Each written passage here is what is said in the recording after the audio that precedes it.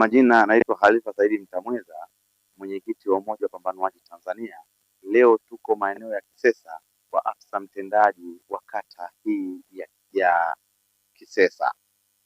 Maana yake tumekuja kujadiliana mambo mbalimbali ya maendeleo. Tumepata mipango mikubwa sana.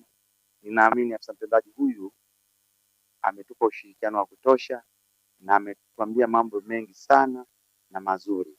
Kwa mfano, kuna barabara hii inayotokea hapo Kisesa Kona mpaka Bujora yenye kiwango cha lami. Ninayo mengi ya kuzungumza kwa ajili ya yale ambayo anafanya mama yetu Mama Samia Suluhu Hassan.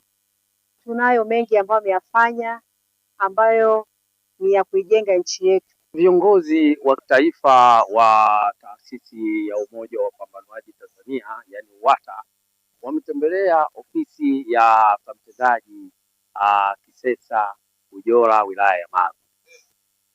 Wametembelea kuona maendeleo mazuri yanayoendelea kufanyika na yaliyokwisha kufanyika kupitia rais wetu wa Jamhuri ya Muungano wa Tanzania Dr. Samia Suluhu Hassan. Kwa hiyo maendeleo yaliyofanyika kwenye kata hii ya Kisesa ni makubwa sana kupitia Mheshimiwa Rais Samia Suluhu Hassan.